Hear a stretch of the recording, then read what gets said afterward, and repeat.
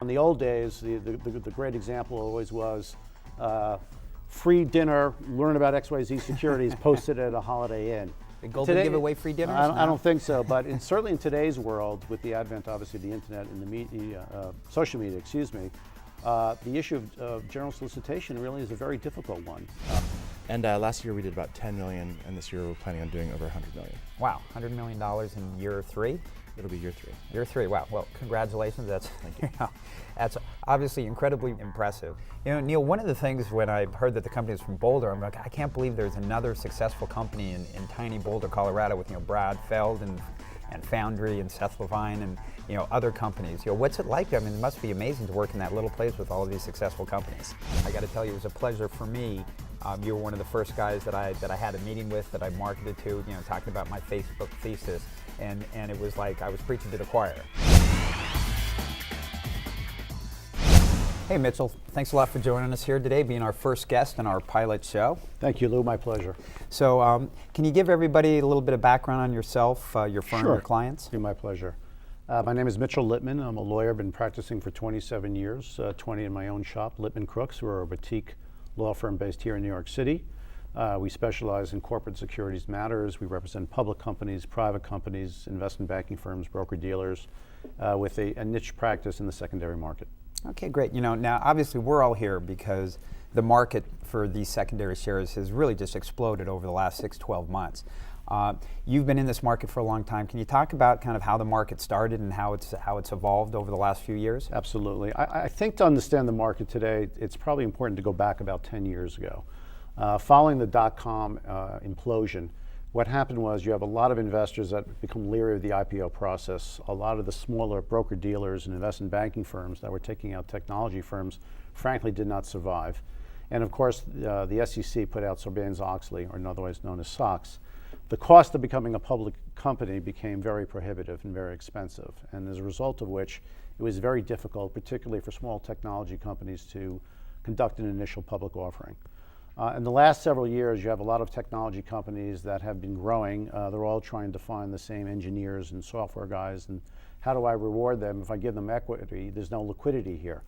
A few years ago, one of the things that the SEC did well was they took Rule 144 and they made some important changes to it. Most people think of Rule 144 as the ability to sell restricted shares in public companies. But there's a part of Rule 144 that says that if you're a non-reporting issuer, meaning a private company, and your stock has been held by a year by a non-affiliate, a regular employee, they have the ability to now sell those shares under the securities laws. Technology companies have now allowed their employees to take advantage of this rule, and thus the secondary market has developed. And there you go. So from an investor standpoint, what are the kind of the 3 things that you think investors should look out for when they're looking to buy secondary shares? Well, I think the secondary market, the biggest knock on the secondary market certainly is the lack of transparency. The biggest problem, of course, is by definition you're buying securities in private companies. They have no obligation to give out financial information, current events like a public company. So you have no direct basis of knowledge of the issuer, its prospects, or its business. And I think that's something that needs to be taken into consideration. The second issue, of course, is lack of liquidity. While these technology companies generally allowing their employees to sell, it's a one-time transfer. In your hands, generally speaking, until there's a liquidity event, meaning the company is either sold or goes public, you're not going to have the ability to get any liquidity. And the third unfortunate issue is what I call due diligence. The bad guys, the hucksters, they follow all the trends in the market, and you've got to do your diligence to make sure that you're dealing with a reputable source to make sure that you are buying Facebook shares or you're buying Twitter shares. So deal with a broker-dealer or another source that you have confidence in that has some integrity in this market. So, one of the interesting things to me is as this market has evolved and, there seems to be a lot of gray area, such that even a firm, as smart as Goldman Sachs has started to get involved and misstep. Can you speak at all to kind of what happened with Goldman Sachs and the selling of the Sure. Facebook shares? I was not involved in that transaction, so obviously I'm just, I've read what you have read as well. And it seems that there's really been 2 issues there. One is that unlike the secondary market, which is a transfer from shareholder A to shareholder B, the Facebook transaction with Goldman Sachs was actually a private placement by Facebook of securities. And to have a good private placement, the bedrock of the private placement exemption is no general solicitation. If you have general solicitation, you're kind of prepping the market. The SEC will look at that as if you're conducting a public offering. Can you just help explain to everybody what is general solicitation? Well, it's a good question.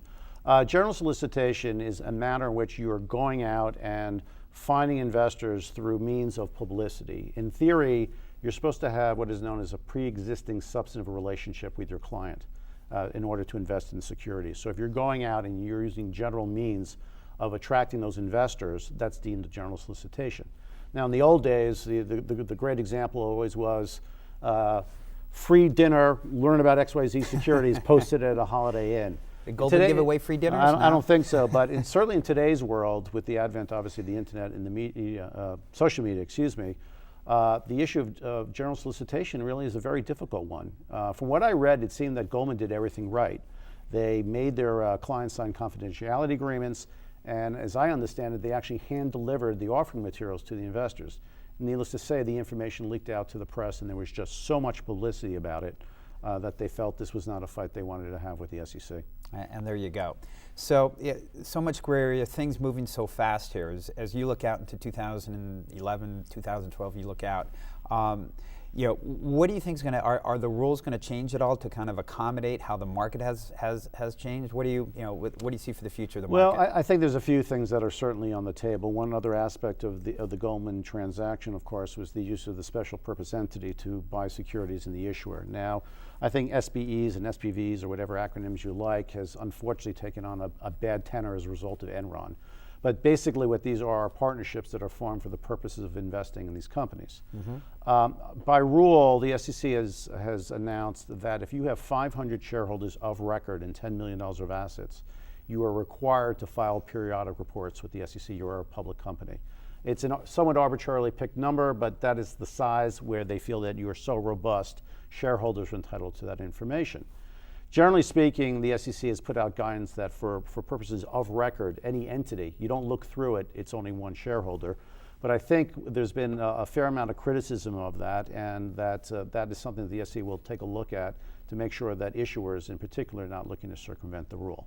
So that's issue number one. Issue number two, remember the SEC's mantra is that they are the investor's advocate. They are looking out for the proverbial widows and orphans, of course, to making sure that their investments are sound.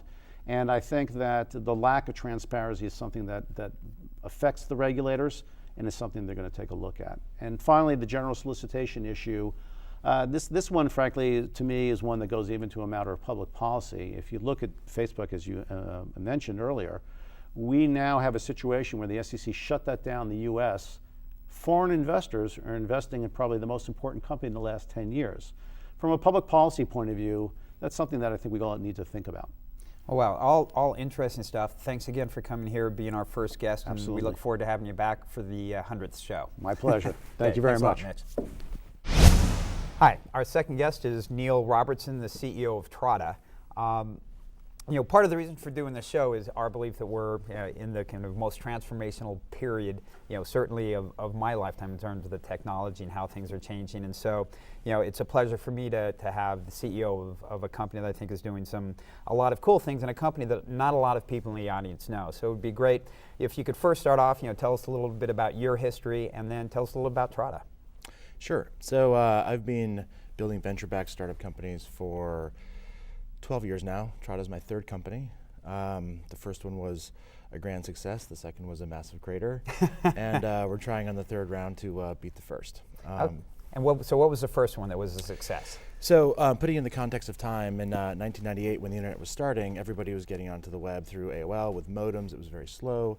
So what we actually did is we measured what it looked like from a speed perspective from all over the world. We had about 145 locations where we constantly downloaded web pages, bought books on Amazon and stock trades on E-Trade, and we sold that data back to the websites to show them what their end users' experience was. And then that company was acquired? That's right. So at the time, the largest hosting company, a company that sort of had all the servers for the internet, about a quarter of the traffic came from their servers, was called Exodus. And they became very tired of having our customers take our data to them to get refunds on their slow network. And they finally said, if we can't beat them, we'll buy them. And there you go. And then how long did you work at Exodus? 2 years. Okay, great. And then you had a company that cratered, so we won't spend any time on that. Skip right past that one. Yep. And then did you start Trada? I did a few things in between. I worked at a couple of venture firms. I took a small digression to build the data center industry in Iceland, building data centers with geothermal power, and then decided to go back to Boulder and start an advertising company. And literally on the way back from Iceland to Boulder, had the idea for Trada and had the company funded in 3 months and started building. Oh, wow, there you go. And so now let's tell everybody what Trada does. Sure. So what Trada is what's called a crowdsourced paid search advertising marketplace. What that really means, if you deconstruct it, is if you're a small business and you don't know how to put ads on Google, Yahoo, and Bing, we help bring experts to do that for you. But rather than just try to match you with one expert, we use a crowd to work together on the campaign. And the whole idea is that a bunch of people thinking about the problem can end up building a much more sophisticated campaign for you than one individual could. We invented the concept, and it's turned out to be very effective in that market where there's a real lack of expertise, but also a demand on performance. And so when you say a lot of people, how many people do you have working on the problem at one time? In our marketplace now, we have about 1,100 people. We add about 50 a month, and about 90% of them are in the US, and we have some in about 15 other countries. Okay, great. And can you give kind of, I realize you're a private company, so I'm not going to press you, but when you talk about the company, how do you help people understand kind of the scale that the company has achieved? Because Sure. for a young company, it's achieved some pretty good scale. Sure. So I think the best analogy is for content sites, people talk about page views or visitors, and you're getting 1 billion page views a month. In the ad network business, and really at the end of the day, we look like an ad network from a financial perspective. You talk about how much ad revenue flows through your system. And last year we did about 10 million, and this year we're planning on doing over 100 million. Wow, $100 million in year 3? It'll be year 3. Yeah. Year 3, wow. Well, congratulations. That's Thank you. That's obviously incredibly impressive. Niel, one of the things when I heard that the company was from Boulder, I'm like, I can't believe there's another successful company in tiny Boulder, Colorado, with Brad Feld and Foundry and Seth Levine and other companies. What's it like? I mean, it must be amazing to work in that little place with all of these successful companies. It is. I think Boulder is actually sort of on the cutting edge of the renaissance of entrepreneurship right now. I moved there 10 years ago from Boston, frankly kicking and screaming under the promise of lots of snowboarding and not a lot of work, which is not what has happened. And I think what's happened is that Boulder has a history of entrepreneurism. There's huge companies like Storage Tech that were there 10 years ago. Wow. Then companies like Service Metrics, Blue Mountain Arts, Jared Polis, who's now a congressman, started that company. We're really on the 3rd generation of entrepreneur there. And some few key community members, Brad Feld, David Cohen, who started Techstars, Brad Bernthal at CU, that's done a good job of integrating the University into Boulder, have just really pushed the envelope. David and Brad Feld just announced actually a partnership with President Obama with something called Startup America, where they took an incubator mentorship program called Techstars that they started, Wow. and they actually are rolling it out to about 35 different communities around the United States to really foment and foster entrepreneurship in sort of the younger generation. So did Obama come out to Boulder? He has not come out to Not come Boulder out to yet, Boulder, not even yet. though Colorado voted for him this year, which is the first time in 9 years, or 9 terms, I think. Oh, wow. That's great. Okay. Well, we're here to talk about the secondary market for shares, and you as somebody who has worked in different companies and looked at the market. Why don't you just start kind of, what's your view of the market as the CEO of a company? You're obviously $100 million, 3rd-year company that's going to be a hot company. There's going to be a lot of demand for the shares. If they were traded on the secondary markets. What's your perspective? I think the secondary market, despite its downsides, which you talked about, brings a new sort of tool in the belt of an entrepreneur to really manage expectation and motivation of the company. It was a very hard decision 10 years ago when there was no secondary market if you had to decide to sell or hold. There was a binary decision. So if someone came in and said $60 million and you thought you could probably get to 150, it was a completely binary decision, so you probably went for the 60, you took the safe money. Now what a secondary market does is it gives you and your employees liquidity. So it's sort of a stair step. So you can let them take a little bit off the table, and they can continue to go play a bigger game, and they still hold some, and thus the upside that they can continue to work for. It's a very effective tool to sort of keep the troops engaged and not have them grabbing for the brass ring in a all or none situation.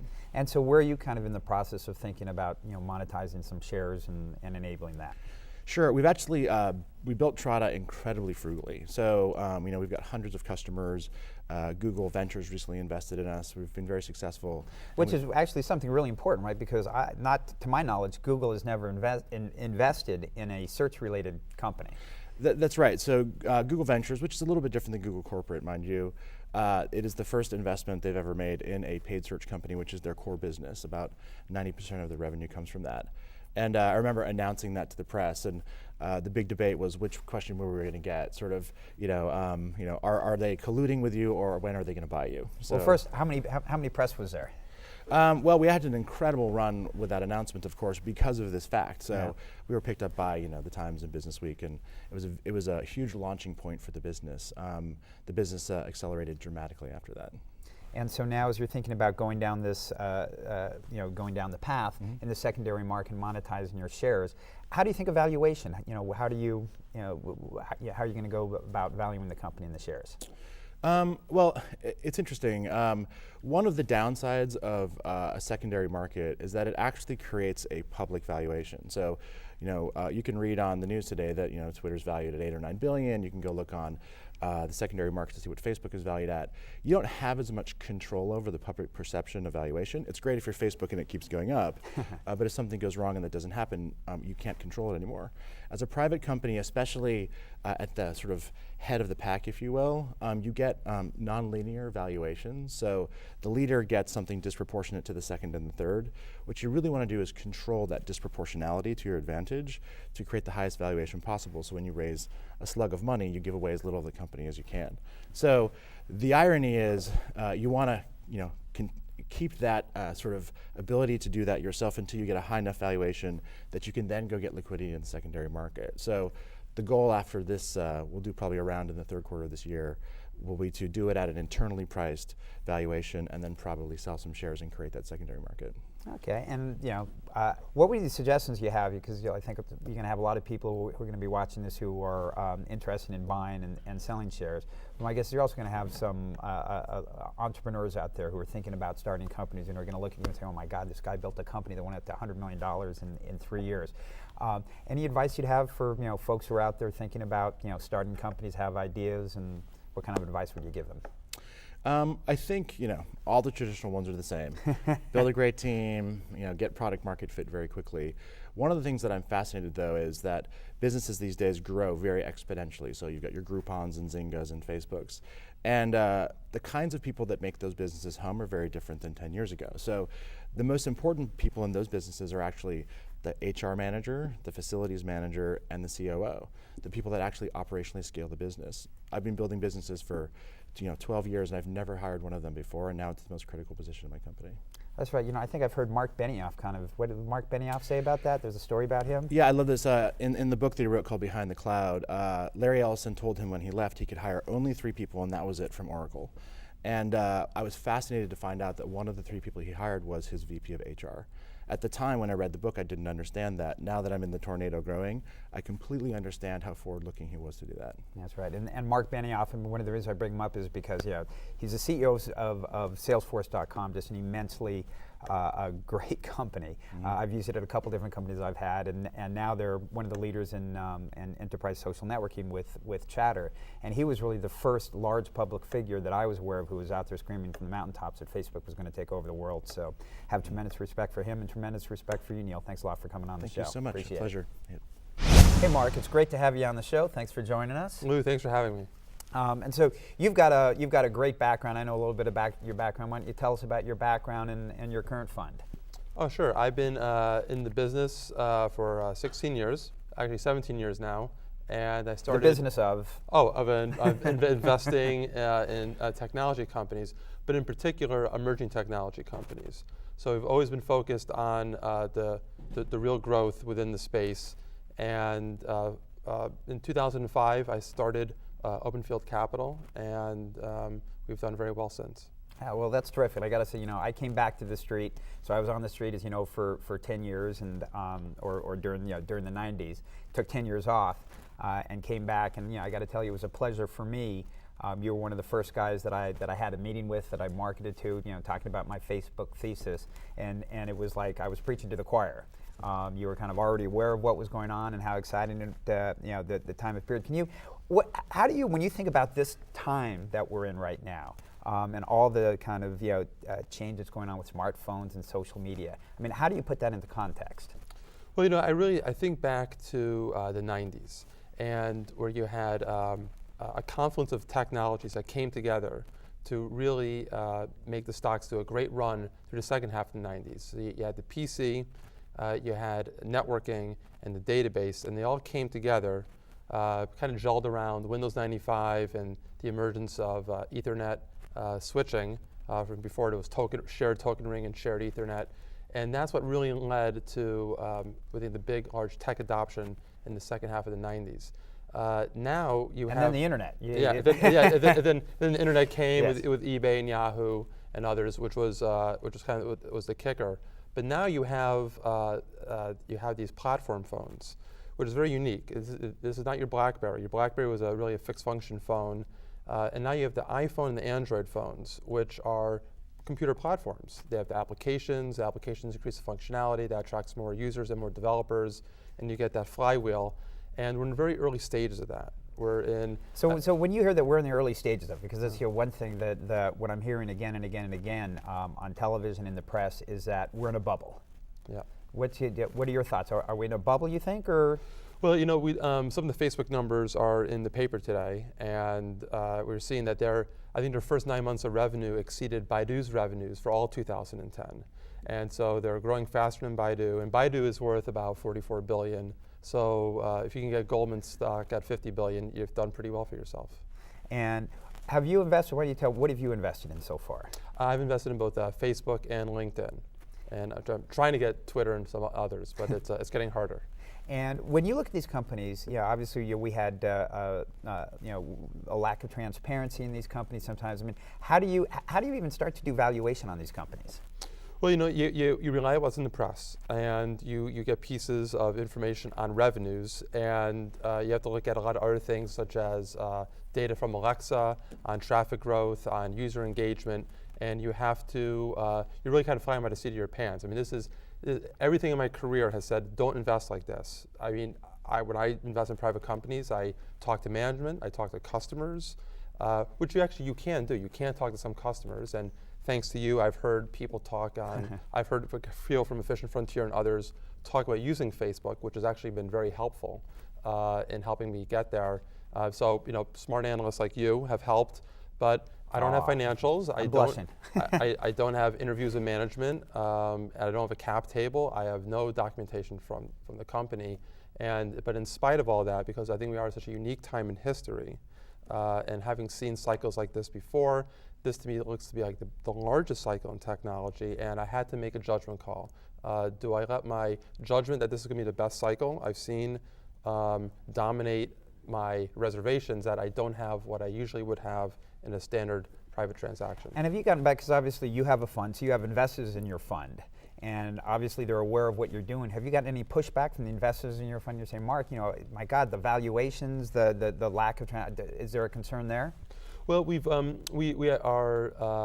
mostly putting firm capital to work. We have some friends and family coming with us, but we have the lack of transparency does bother investors, but I think what we're seeing is that that's proving out to be something that is a risk for not participating. People that are looking at the valuations, not participating. Well, it's, you know, for instance, you know, the valuation on Groupon. Yeah. You know, Google has information on how they've done in local. They understand the size of the market and the opportunity. When they are willing to write a check for $6 billion for Groupon, we think they have good information. When Kleiner did Twitter at $4.5–5 billion, first of all, Kleiner, I think, are generally very smart people. Obviously, very smart guys. They decided, and now we're hearing today, Google's looking at $8–10 billion. Now, what information does Google have that we don't have? They're getting Twitter feeds, and they know exactly how it's working within their search services. So they have the best information, and they have the platform to exploit it. And if they're talking an $8–10 billion valuation, I think Google knows more than we do. And one of the things that I've really personally enjoyed since I've started doing this is really living it and getting on Facebook and getting on Twitter and really understanding how it works. And are you doing that? Oh, absolutely. I live in Facebook and LinkedIn and Twitter all day, to the point that when I'm out socially, my wife is begging me to put my iPhone away. So maybe good for the pocketbook, not good for the marriage. Exactly. And so, kind of, what are the things that you've learned? I mean, that when you've been on a Twitter that makes you, either think maybe it's not worth as much or it's worth more? Well, the utility of it seems to be increasing for me. And by what's the utility for you of Twitter? Oh, the ability to be informed real time on all the things that I'm following in technology. Actually, I think today, given the sheer number of companies that are being created and the rate at which they're growing, it's almost impossible to stay on top of this. And the only way you can is by using these tools. Using tools like LinkedIn and Facebook and Twitter, I'm actually able to stay on top of the information flow. I don't think it'd be possible otherwise. And what do you think about, so these are big brand names that we all know about. Would you consider investing in names that maybe weren't as big of a brand as those? Absolutely. I think, I do think we will have a bubble one day. I think you and I agree on that. But I don't think it's now. I think there's a whole second wave of companies that and maybe a third wave that you want to invest in. I think the third, fourth, fifth wave, that's probably when it'll be frothy and there won't be as much there. Well, look, this has been great. I got to say it's been a pleasure working with you and talking to you and having somebody as smart and as engaged with what's going on as you'd invest with. So that's been a pleasure, and thanks a lot for coming on the show, Marc. It was great. Lou, thanks for having me. And that'll do it for the pilot show of what we're calling at the moment At Lou Kerner. It's been great talking to all of these guests, learning about the marketplace, and it's my belief, like that I share with Marc, that we're really in the beginning stages of this. That it's not 1999 and we're not in a bubble. It's more like 1996, maybe 1998, because everything's moving faster is going to come in a year. But yeah, it's an incredibly exciting time. I'm having the most fun that I've had in my career, and I look forward to the next show. Thanks.